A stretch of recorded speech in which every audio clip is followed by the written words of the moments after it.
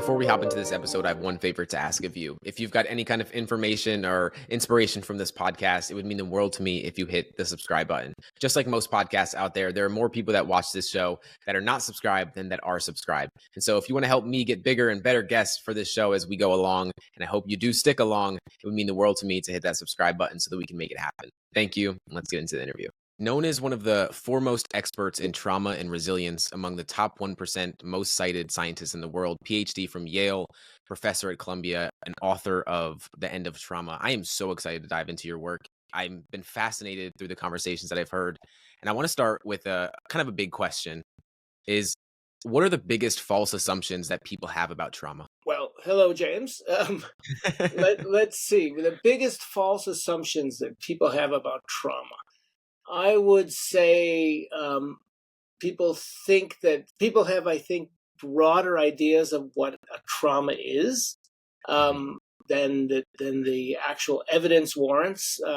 So, in other words, people think that they can be traumatized relatively easily by many events, by stressor events. That trauma is prevalent, that people get PTSD, that many people have PTSD, and that we can be traumatized but not know it and carry around hidden traumas. I think those are some of the biggest false assumptions out there. Okay, there's so many rabbit holes we can go down here. One, Yes. I guess, tendency you move towards is that we are a resilient species. As that's our automatic response. It seems that way. We're very resilient as humans. But I don't think a lot of people, when it comes to trauma, it doesn't seem like that's our automatic thought when we experience a trauma. We identify with the trauma. I've been traumatized. That's kind of like a story that we tell ourselves. Why do you think that we are, or what does the science say about us being resilient as a species? Well, the science is very clear. I mean, this is a lot of my own research. It's research other Yeah. people have been doing too. And we've now, I think there are over 100 studies published showing that more or less the same thing, that the majority of people exposed to even the worst things that can happen to us, the kind of events that we dread, that we call traumas, the majority of people exposed to those events show no lasting harm, that they cope relatively well, soon after the event. That's really clear, very clear finding. What do you think are the factors that play a role in if someone does have a resilient response to a trauma versus not? And I definitely want to dive into what a trauma is after, Yeah. but I'm curious from your Okay. perspective. I'm very glad you said you used the phrase resilient response, because this Yeah. is a very important point in the research and in my own thinking about this work, is that it doesn't get us very far to think of people as resilient or not, but we can think of people as showing a resilient response. Resilience is a response to something. So it's people that were resilient when something happened. They're not necessarily resilient people, but they show that resilient outcome.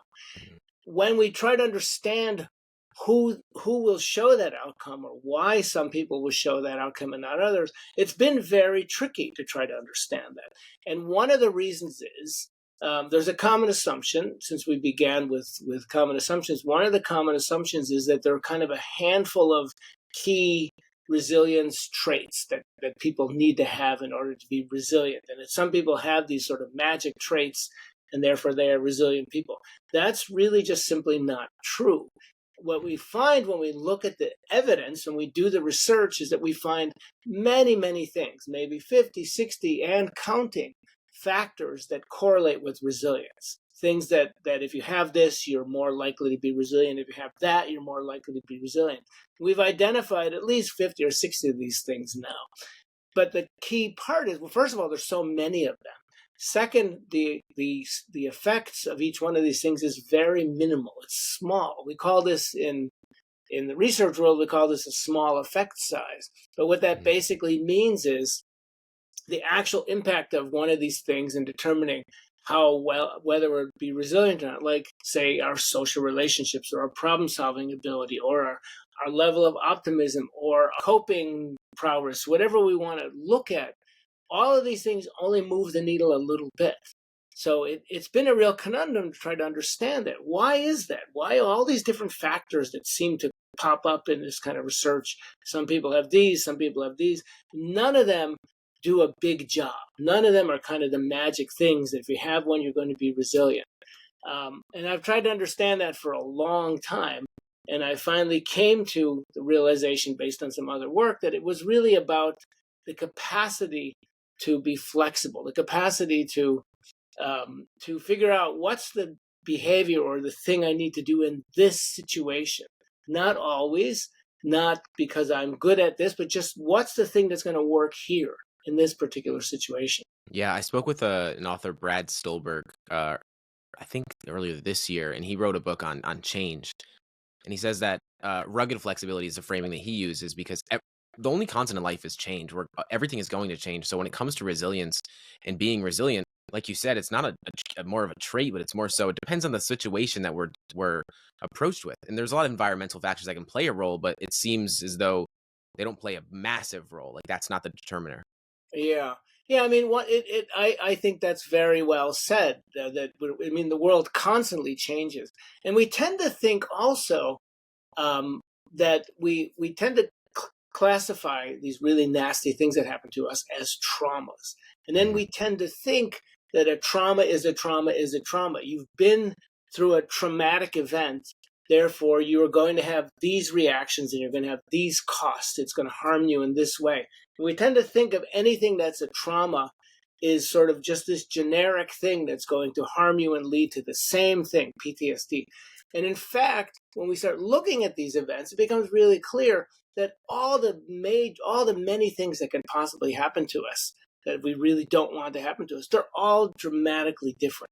So being caught in a hurricane in Florida, where this just happened, or being in the mountains in North Carolina and caught in a hurricane is a different experience than being in Florida. It's a different experience than being caught in a terrorist attack. It's a different experience than finding oneself in a really serious automobile accident. It's a different experience than getting exposed to a disease pandemic, or to the loss of a loved one, or to a sexual assault, or any of the many difficult things we can think of. Each one of these things presents us with a different challenge. And that challenge might not be the same two times in a row because the world is constantly changing. And two people can have this be in the same, find themselves in the same event and have dramatically different experiences because that's just the way life is. And so all of these things are different, and they're different all the time. And even when we react to an event, it changes over time. Right. So how we react initially is different than how we'll react in 2 days, etc. So it's really a constantly shifting ballgame, and we have to adapt to that. We don't need to be a certain type of person. We just simply need to figure out and adapt to that constantly changing set of challenges. Yeah, it's one of those things that when I came across the way that you frame trauma in itself and seeing it as a potentially traumatic event, I loved that framing of it because I think we are too, and correct me if I'm wrong if, from your experience, but we're too unconscious with the language that we use to explain events or explain even Yeah, ourselves.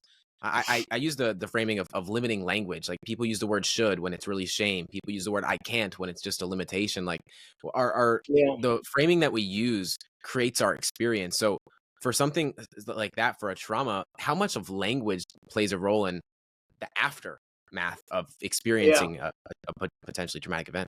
That's a really interesting question. We do tend to think of these events in very sort of limiting terms. I agree, and that is why I use the phrase potentially traumatic event, or Right. the acronym PTE, because it implies this is a nasty thing that could be traumatic for some Mhm. people.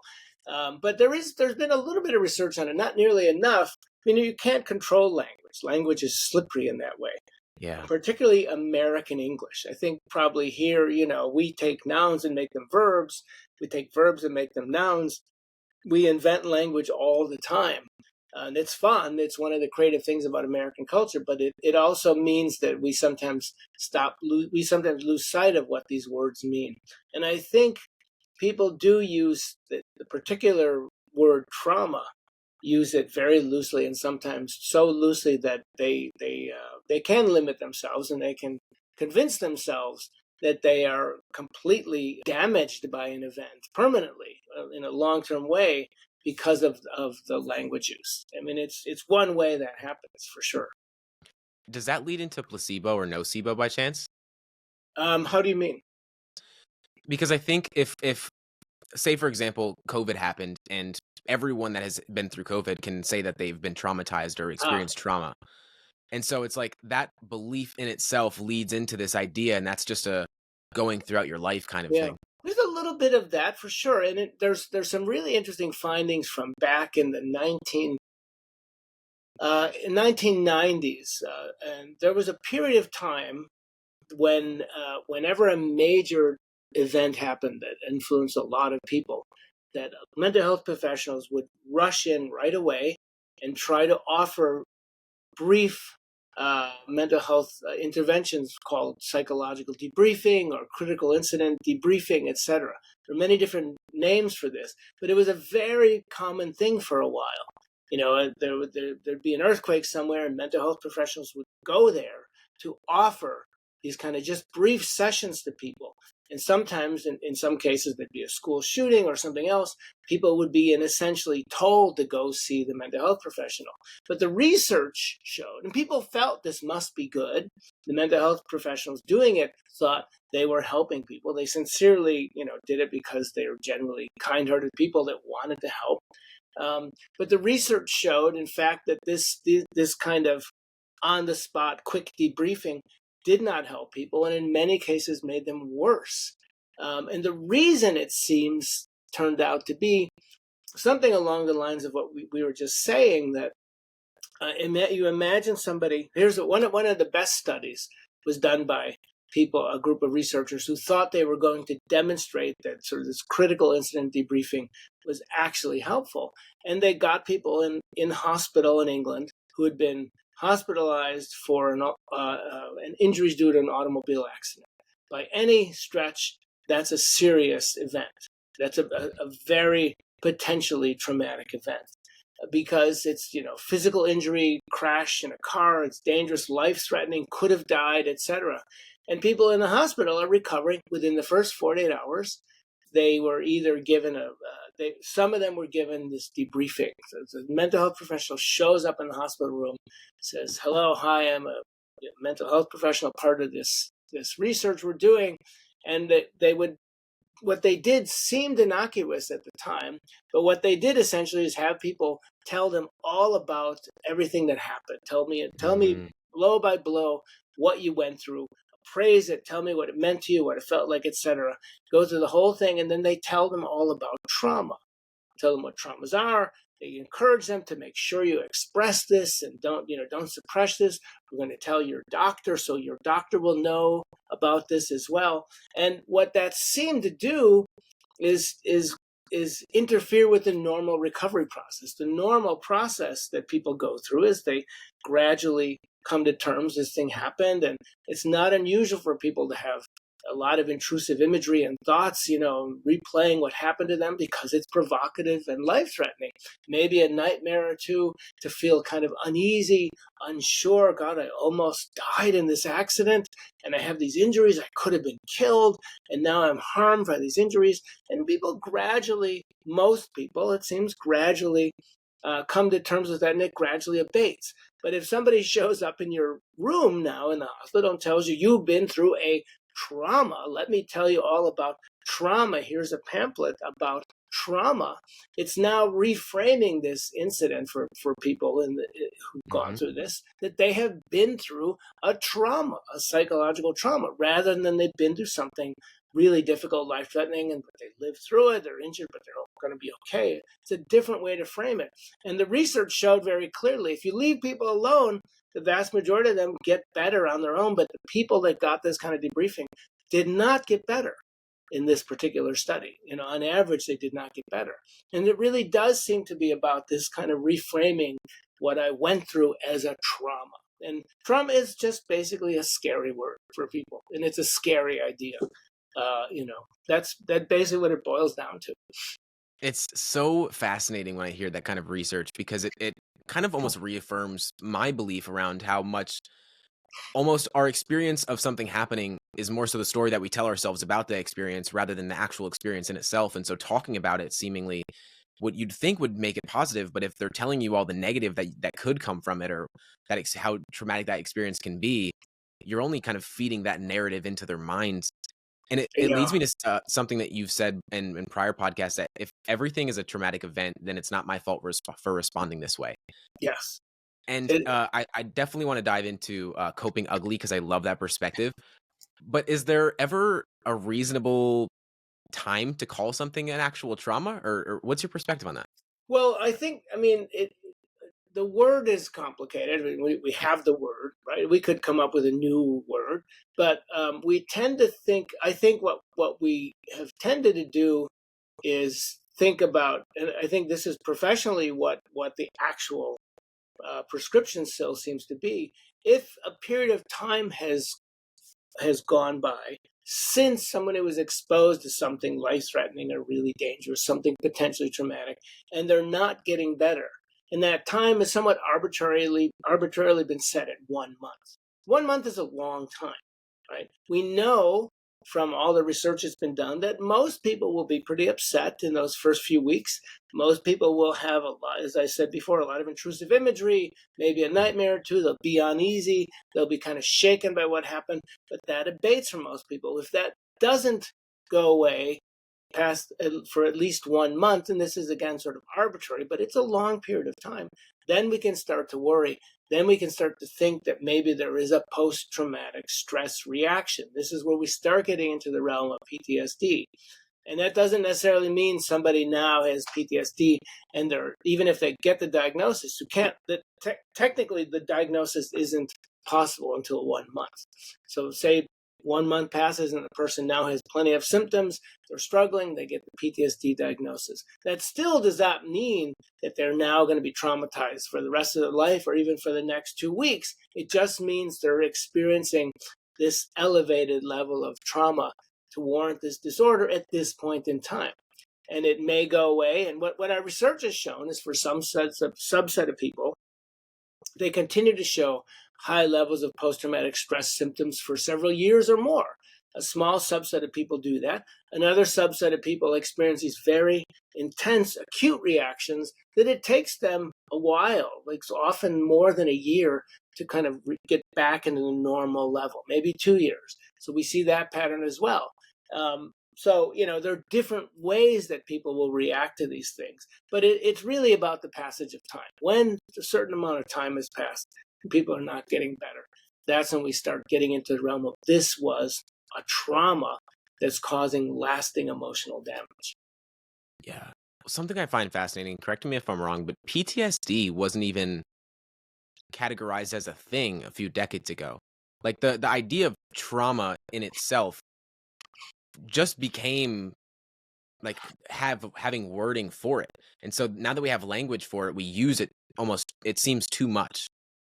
Well, PTSD came about in 1980, so it's now been Yeah. A44 few years, decades. actually. Yeah. And it's a curious phenomenon. I mean, I think at the time there was a lot of PTSD floating out in the world. People had the Vietnam War had happened, the U.S.'s involvement in Vietnam in a war, and it was a nasty war. So there were people who were struggling with psychological reactions, essentially were traumatized by their role in the war, by whatever they went through in the war. And people can also be traumatized by sexual assault or automobile accidents, all these other things. But there was no way to treat them. And I always like to point out that psychiatric diagnoses, these DSM-3 diagnoses, these are social constructs because we use Yes. them for social reasons. We use Yes. them to determine whether somebody is eligible for treatment and who's going to pay for it. And I think I've often said to my students, these psychiatric diagnoses are social constructs that are masquerading as scientific constructs. They're Mm. not very scientific, and they don't have much of an empirical reality, but they are social constructs, and if we accept them as such, they're much less harmless in a sense. They're a way we have of saying, okay, you're not doing well, and it's been a long time now. You warrant this diagnosis, and we have treatments that we know work for this diagnosis. So now you can get those treatments, and the medical system, the insurance regulations will allow us to be paid for it, and that's a good thing. Now, the other part of your question, though, is about when it came about. What's very curious about PTSD, and I don't have a good answer for this, is that if we go back in time several thousand years, we've had recorded history now for longer than that. Hmm. But we have a lot of oral history that got written down, but we have recorded history. It goes back in time. We see lots of evidence of grief, of loss. In the Iliad, for example, there's plenty of evidence of soldiers weeping over lost comrades. They're experiencing grief, and even maybe a extreme level of grief. But there is no discussion of PTSD type symptoms really anywhere in the historical record. One Okay. of the first times it appears is in the 17th century in the diary of a guy named Samuel Pepys, who is famous for his diaries. He sort of said everything he wanted to say in his diaries, wrote them in code, and so they were eventually found and decoded, and we find evidence of him describing PTSD symptoms after the London fire. But he was completely confused by them. Why am I experiencing these things? Because PTSD was not a thing in common parlance. And that didn't happen till the end of the 19th century. So that's a really curious question. Why is that? Did we just invent it? I Hmm. honestly don't think we did. I think that PTSD is a genuine psychological difficulty that some people experience. But if that's true, did people experience it 700 years ago, 800 years ago? And if they did, why is it not in historical record? I have no answer to that, but it's very curious. I It's really worth thinking about. I am so fascinated by it, and that's exactly why I prompted that question that way, because the social diagnosis and the scientific diagnosis, it's it just we've got to a point where just because we have words doesn't mean we need to use them. Diagnoses are so difficult to kind of deal with because it becomes a part of our identity to so many people. And you've even stated too where like a traumatic event and a trauma reaction are two separate things. Do you mind breaking down what the difference between those are? Um, the difference between a traumatic event and the reaction, sure. So that's why I use the phrase potentially traumatic event, because I think the Mhm. event itself can only be potentially traumatic. It's an event that happens that generally has some pretty nasty things. One of the ways I like to think about is violent or life threatening. Those are Mhm. kind of the biggies. We also can think about adding an uncertainty. We don't know what to do, but we think we're really going to get hurt. And it's usually physically hurt that results in psychological trauma. Something is violent and life threatening on a physical level. Um, and that those events are potentially traumatic because they happen, and some people are traumatized, most people are not. And then the trauma reaction is what happens afterwards, and most people get a little bit upset, at least, or some upset or very upset, but it Yeah. doesn't last. And then, as we were saying before, that it's when we don't recover, and then we begin to get into the realm of the long-term trauma reaction. I've heard you say that it's impossible to fully repress things. um Like yeah. it's usually like an active role that we play, but it seems for a lot of people it doesn't seem like we're conscious when we are doing so. Like for example, I definitely know my phone plays a role in the way that the world works today, just seeing so much information. Memory just kind of goes out the window, but I don't remember much of my childhood. So if it's not repression, what would you say I'm experiencing here? Interference. I Hmm. mean, memory works that way. We don't tend to lose memories; they just get sort of buried. Because Mm. memory is associative, right? We have uncountable numbers of neurons in our head, and memories are essentially neural pathways. They're organic, right? They're not wires in our head. We have neurons. Neurons are chemical and biological, and you can overwrite previous memories. You can change previous memories. That's called memory reconsolidation. So when you remember something, you you essentially reactivate the same neural pathways, but usually not all of them, because memories are multifaceted. They're multidimensional, sights and sounds and narrative sequence and feelings and all kinds of things, images, associated with a certain memory.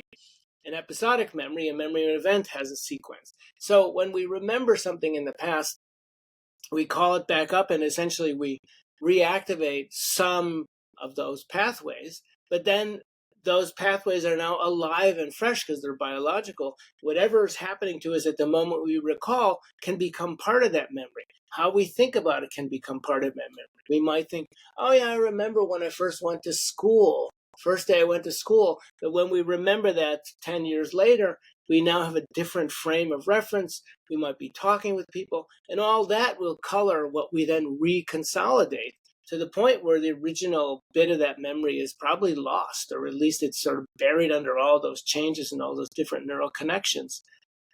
So it's not surprising. I mean, it takes a while, and I don't know too much about this area, but it takes a few years before we can actually form memories that we can retrieve. We can form memories, but they're unretrievable up until a certain age, maybe 3. I don't know what that age is. But you can have memories that like a bolt out of the blue.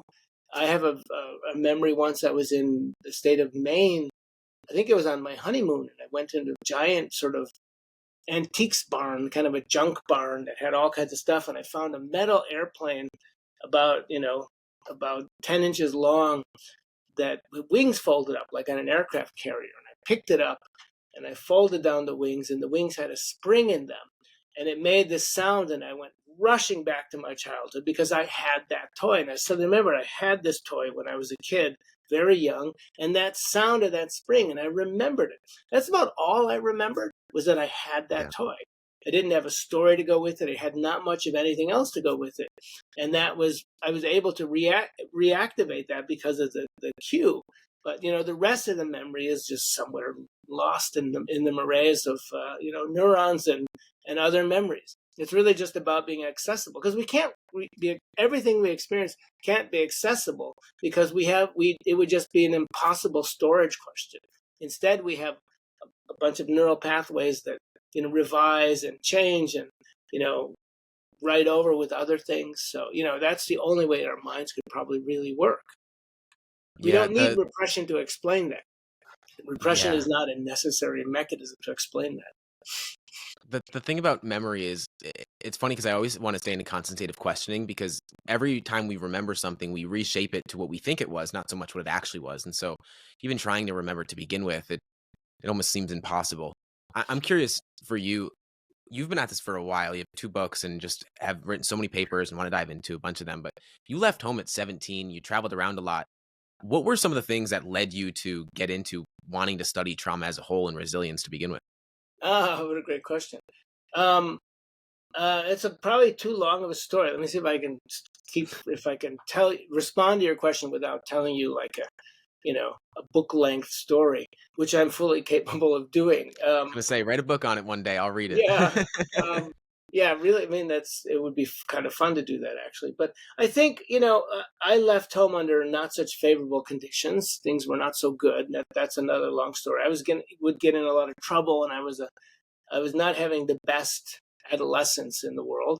And I took off and decided to go traveling, and I left my family of origin. And I went traveling for about 10 years, but in those 10 years, I had all kinds of amazing experiences. And I felt to me like the world just opened up and shone down upon me. And it felt to me that, okay, everything is fine. The universe is fine. Everything's just as it should be. And I'm now in it. And that was a very good feeling. It was lonely and difficult at times, but I had not been to college yet. And I didn't go to college until I was 26. But that happened kind of by accident, that I kept finding myself in temporary, or at least part-time, full-time jobs where I ended up taking care of people. And I got very interested in the mental health side of things. And eventually I had a job deinstitutionalizing a state mental hospital, and eventually I got into other kinds of jobs. This was still before I went to college. Then I went to college because I wanted to study psychology. The idea of resilience was not really on my mind yet, but that didn't happen till the end of my graduate career. I finished my PhD, and I decided to shift gears. I'd been doing kind of experimental research at that time, which was a great training, but I decided I wanted to do something more closer to the mental health side of things, closer to understanding why people suffered or didn't suffer. And I was offered a position in California, in San Francisco, running a large bereavement project. I knew nothing about bereavement at the time, and I actually was not very interested in this job, but it seemed like a good career move, and I had just gotten married, So my wife and I moved to San Francisco. I had some friends there. It's a lovely city, but there were plenty of resources to study bereavement. And when I began to, one of the things that pushed me over the edge to take the job was when I began to look at the bereavement literature. And I realized that this was really an out-of-date literature. The bereavement literature seemed like it was way behind the times, way behind what we knew in psychology, and had very outdated assumptions. And the dominant assumptions were that almost everybody that goes through a loss would benefit from grief treatments and some sort of therapy, that people suffer and they need help, which doesn't make any sense if you think about it just for a few seconds even. If that's the case, human race would not have gotten this far because loss is unavoidable. If you live long enough, you lose lots of people. And the idea that everybody needs mental health counseling or some sort of professional help to get over that seems preposterous, because mental health counseling is a new thing. It just appeared, in the end of the 19th century. What was everybody doing before then, right? So I got really interested in that. And because I had this background in experimental psychology and its psychophysiology, and we coded facial expressions, all these different techniques that I'd learned, we were able to, I thought, well, let me just use all this stuff and try to understand this phenomenon of grieving. And right away, we began to see, we also, instead of recruiting people who were suffering, we recruited anybody who'd lost a loved one within the last few months into our studies, and we followed them over time. And right away, we started seeing that most people were resilient. And we didn't even call it resilience then, because this is 1990, 91, 92 in that area. And so the term wasn't even used then, but eventually, so we published these papers and published more papers like this. We kept seeing the same thing. And eventually we did a study where we had a really fantastic big data set before a loss occurred. And I decided I really wanted to call that resilience. I remember arguing with my colleagues at the time to use that word. They were not so sure we should use that word. So I won the argument. We identified resilience for the first time, and we've never stopped. Then not long after I moved to New York City, and of course, not long after I got to New York City, 9/11 happened. So we did research on 9/11. We saw lots of resilience, and we've never stopped finding resilience in all these different events that happen. It seems from your work you have people that are fully on board with what you say, or they're almost completely against it because they don't want to take on the belief that we are resilient people. We want to lean back into finding a way to, as I stated earlier, it's like if everything's a trauma, then I have justification for why I feel this way or I respond this way. I've heard you say that, and I think Lisa Feldman Barrett is the one that said this, and it can be wrong, but the brain keeps the score, the body keeps the scorecard. If the brain keeps the score, then what is our first step if we feel we've experienced a trauma? What Lisa said and Lisa Feldman Barrett and I are good friends, and we talk about this issue a lot. And she had in fact said, yes, the brain keeps the score, the body is the scorecard. So what is the first step? I'm not sure I understand the question. What is the first step? So you've heard the quote, you are the average of the 5 people you surround yourself most with, right? Well, that's more true than you could possibly imagine. And what if those 5 people were a human lie detector, an FBI negotiator, an ex-CIA spy, a billionaire, and everything in between? Well, that's exactly what I've been able to do with my podcast over these past few years. From starting in my car with no money, no experience, no following, not even a microphone, and now I'm collaborating with some of the most profound individuals in the world. And it's because of 2 simple things: crafting the perfect pitch so that when the person sees the message, they are open to actually entertaining the opportunity of speaking with you. And number 2, finding a way to get that pitch seen to begin with so that you actually can get in that room. And if you want to learn the skills and how I've been able to get the guests that I've been able to get in my show without any kind of audience or experience, the link in the description will be there for Get Your Guest, my course, and how I've been able to collaborate and connect with some profound individuals and show you how you can too. I think you even phrase it as the flexibility sequence. Maybe I see. Well, I think when I typically think of these kind of things is when somebody goes through a potential trauma, Yes. and I think most people are pretty stunned. They talk about it with other people or not. They usually tell other people. In fact, the research on when people talk about things shows that in the first few days, everybody talks about most everybody talks about what they've been through, and it gradually stops after that, gradually abates after that. But I think that the flexibility sequence that I study, I think that comes into play usually after down the road a little bit. So we've been through something when we're in the middle of a potential trauma, where a lot of automaticity takes over. You know, a lot of things that we normally think through just become automatic as we're in survival mode. And after that passes, kind of when the dust settles, so to speak, then we're left with all this emotion and all these reactions that we have, which may or may not last very long. Sometimes it lasts a few hours and people shake it off and go, wow, that was really intense. Or it may last for days or weeks where people are thinking about it, they're worried about it. Often now, when people have nightmares or intrusive images, they worry that they have PTSD, which adds another layer of distress to the matrix, right? Because you're now thinking like, maybe I'm damaged. People didn't used to think that way. Now people do. So it's another kind of source of anxiety.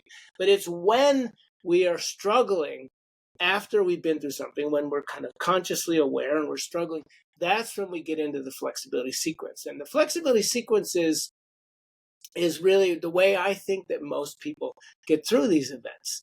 And this comes out of the research I've been doing and lots of other people on how we regulate ourselves, how we sort of keep ourselves on track.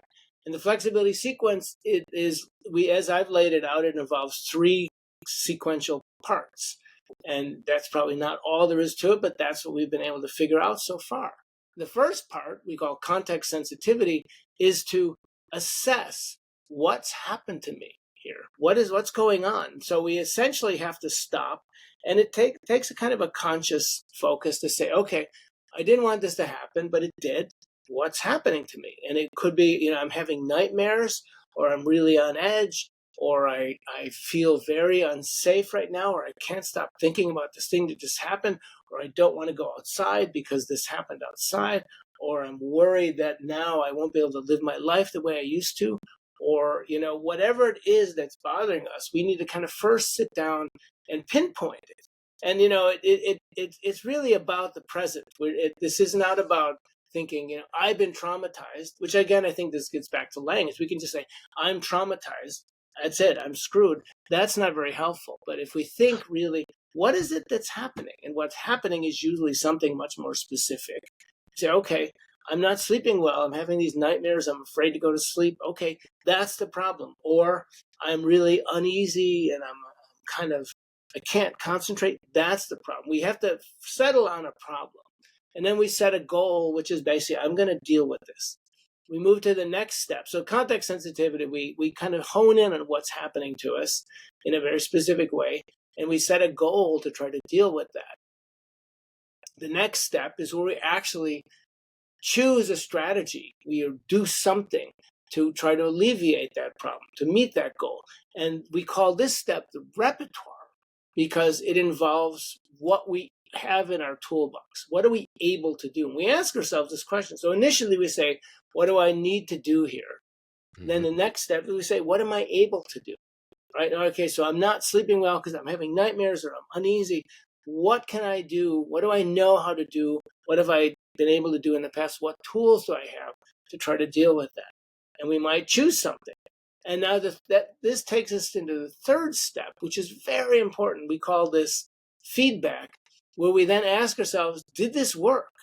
And I think this is where a lot of people, if they fail, this is where they fail, because they think, I tried, all right, I'm having nightmares, and I tried,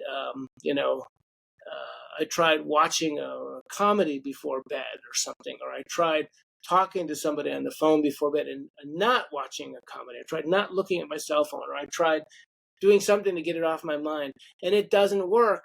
And sometimes people will think, I can't do this. I can't cope with this. I don't know how to do this.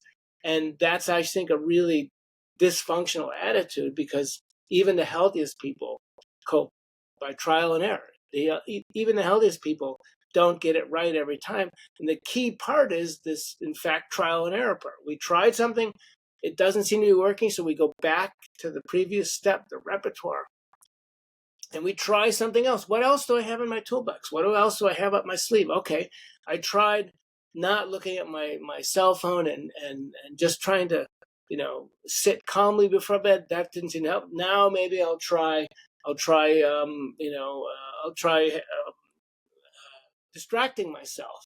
I'll listen to I'll read a story, or I'll listen to a radio program or something else about that's nothing to do with what. That doesn't work. And you can try something else. And this is where we get into what you mentioned as coping ugly. Maybe I'll just drink a lot, or maybe I will just, I'll do something that I wouldn't necessarily consider healthy, but I'm just trying to solve this problem. I'm not trying to create a new way of being in the world. I'm just trying to solve this problem. And I just got to get through the few nights without nightmares and get myself back on track. And whatever we can do to do that, whatever works, is fine, even if it's ugly. That's where the idea of coping ugly came in. It's coping ugly may not be pretty, but if it works, it works. Loved it when I heard it phrased the way that you phrased it, because I mean, if we could just go with move through life with a little bit more grace, a little bit more ease, a little bit more compassion for those things, then that wouldn't be seen as such a negative thing. Coping ugly wouldn't be seen as such a negative thing, because we're getting through this first thing. Then we can move on to the next thing, but we have to get through this first thing first. Yeah. And yeah, I find it so It's fascinating. a little tricky. It's a little tricky, James, because, Yeah. some of these things, like, really drinking a lot, or, Yeah. doing drugs, or doing some impulsive thing, or, maybe I'm just going to go and buy myself a treat, but, or that I can't really afford, or maybe, whatever it is people end up doing. And those things, if we got into those habits of doing those things all the time, it might not be so good, because they do have downsides. But it's really about just using them kind of in the moment for, as a kind of a one-off to try to solve this problem. It's through conscious intention doing the thing, not making it Yeah. a part of your identity. Right. Yeah. Exactly. Yeah. I mean, Good way everything to is put it. good within, having standards with it. And it's funny, because I think the opposite of that too, of like responding in a resilient way, is also we almost shame ourselves for responding in a way, because we feel, oh, I should be grieving. I should be allowing myself to take this time. But why do you think that is? Why do you think that we make ourselves feel bad if we respond in, may I say, an appropriate way to a potentially traumatic event? I'm not sure. I mean, I think it probably varies, but there are a lot of cultural assumptions about these things.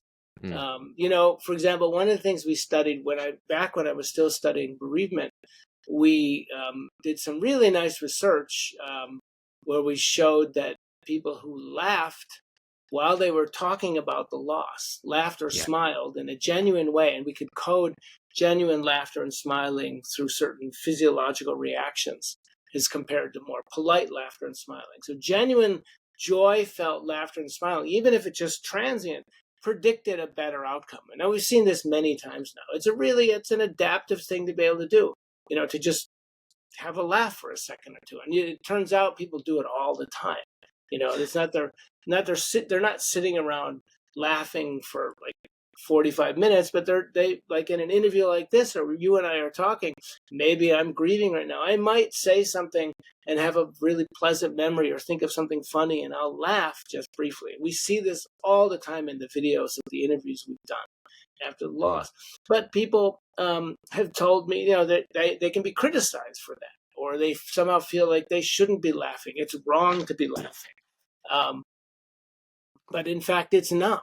It's a very healthy thing to have, and it's very, very common. Yeah, I mean, it's how useful is this for me? I think when I get to the end of my life, I'll be much more. I will think about. I would have liked to laugh more. I think everyone would like to think that, right? I mean, Laughter is good. Yeah, laughter laughter is is very pretty good. great. I mean, you're Yeah. not really thinking about anything. You're just in the moment. Um, it's one of those things that I find is really difficult when it comes to, say, a potentially traumatic event for someone when they were growing up. What's your experience? What does the research say? What, because I think a lot of people, if they experience something traumatic in their childhood, they let that determine so much of the way that they go through life throughout their life. So yeah, I'll just leave it there. Well, I don't know. I mean, I think it varies greatly by people, by individuals, and again, it's whether it's traumatic or potentially traumatic is a crucial distinction, because most people experience potentially traumatic events during the course of their lives. The Yeah. data show this very clearly. So you can go back in time and remember something you went through that was potentially traumatic, or would, by any standard be a potentially traumatic event. And then you can think that's why I am traumatized, or that's why I'm not functioning well. And this is very common in therapy, and it's very common in, self-diagnosing on TikTok and whatever else we want to look at it, where people are telling themselves, I had this thing happen to me, which is why my life is so screwed up now, or it's why I can't be in a relationship, or it's why I'm not as successful as I wish I was, or it's why I always feel uneasy because I'm traumatized by this event. Whether or not that really happened or not. I mean, the events usually we remember they really did happen, but whether that was a lasting trauma or not is not always clear.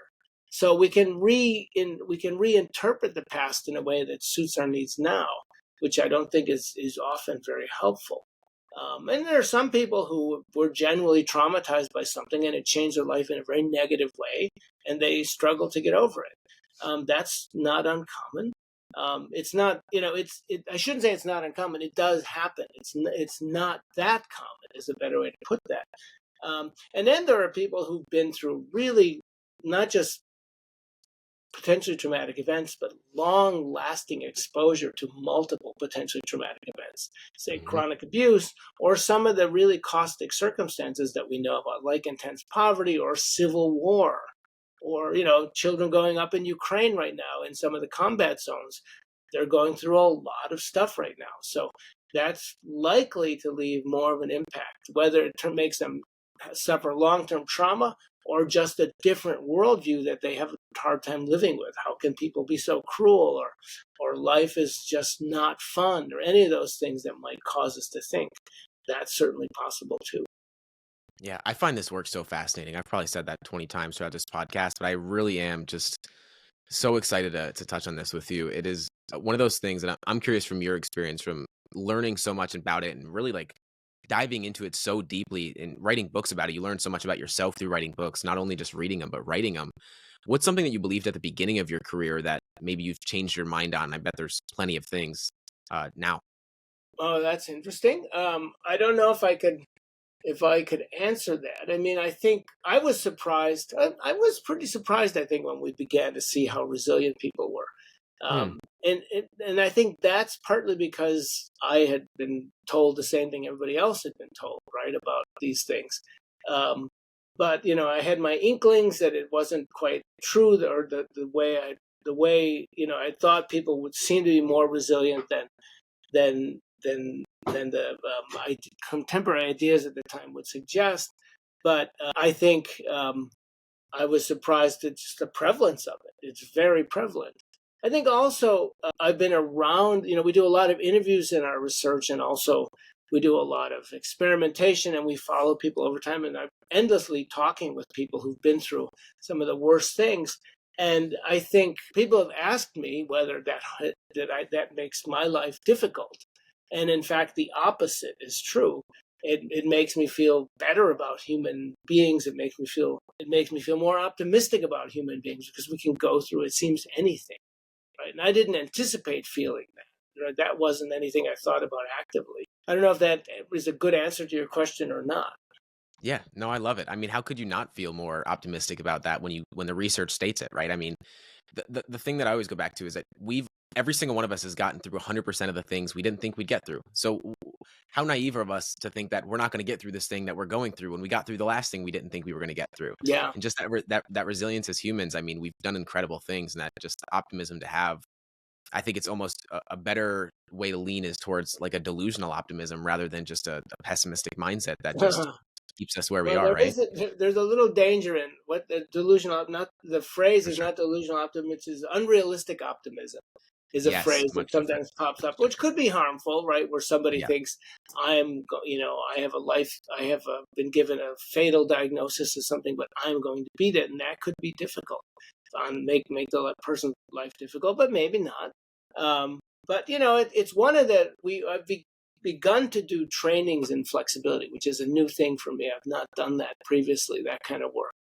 And one of the things that we do is ask people to go back in time into an event that really threw them and really they struggled with, and then to think about how, but you got through that event and it's in the past, right? And that, what would it be like if you could have thought that in the moment? What if you Hmm. could have realized, I'll get through this event? Because one of the things that we see helps motivate people to be flexible and to find the solutions to find the right thing to do at the right moment in the right time is that attitude that I'll get through this. It fits one of the things we were talking about earlier, and this is called challenge appraisal.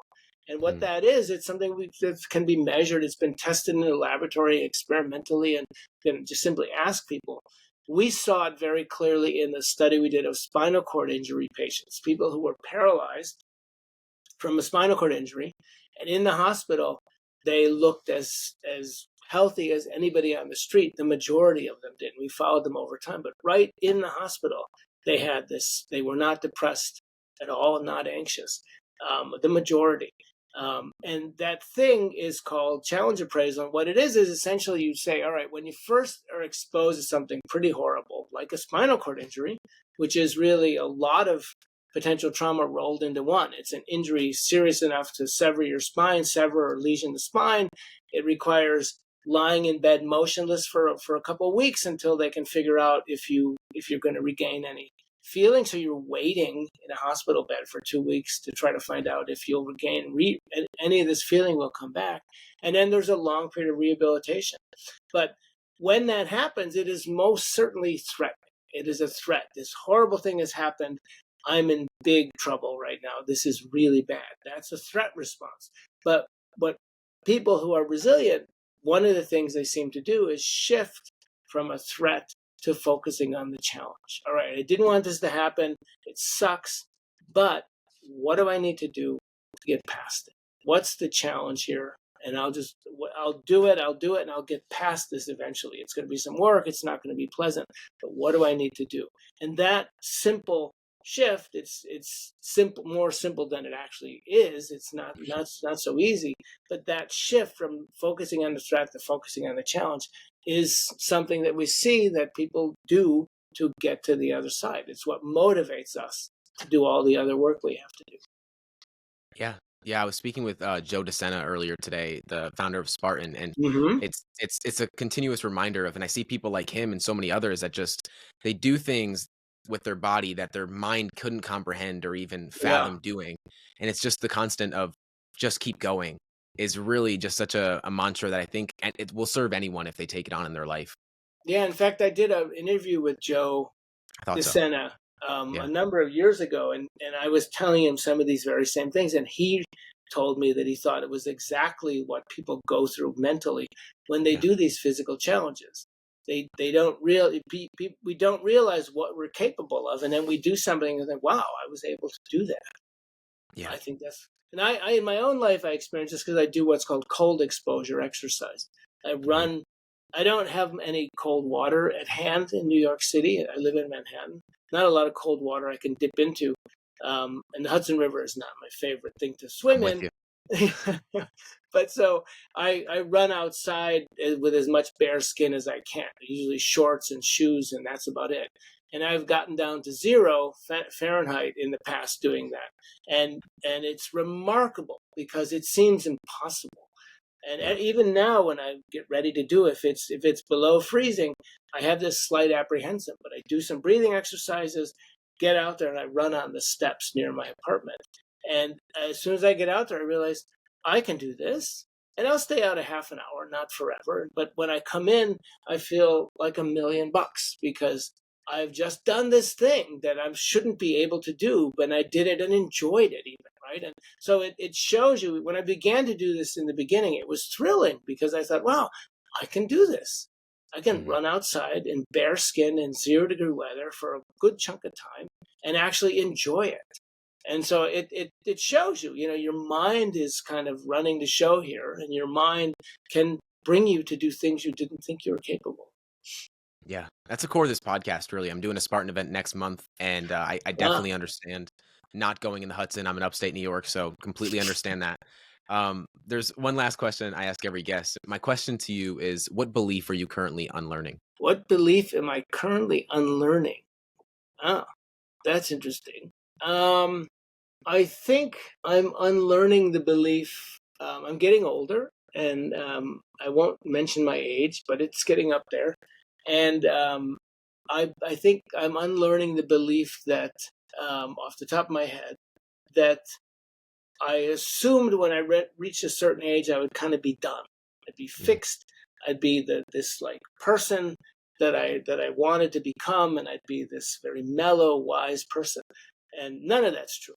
But also, it's just that aging, getting older, is just the same never-ending journey, and you have to keep learning and keep trying new things, and you get confused and lost, and just like I did when I was 20, right? And that's a process, a never-ending process, and I think that's something new for me. I'm realizing that. I love it. Thank you so much for this conversation. This was delightful. Like I said, I'm in upstate New York, so I'd love to do an in-person interview in the future if that ever makes sense for you. But this conversation was amazing. All of your links, of course, will be in the show notes. Is there anywhere or anything you'd like to direct people to? Um, I would like to mention my books, if Of that's course, okay. And my of most course. recent book is called The End of Trauma: How the New Science of Resilience is Changing How We Think About PTSD, I think. And a lot of what we talked about today is in that book. Yeah, it's fascinating stuff. Thank you so much. Very nice to talk with you, James.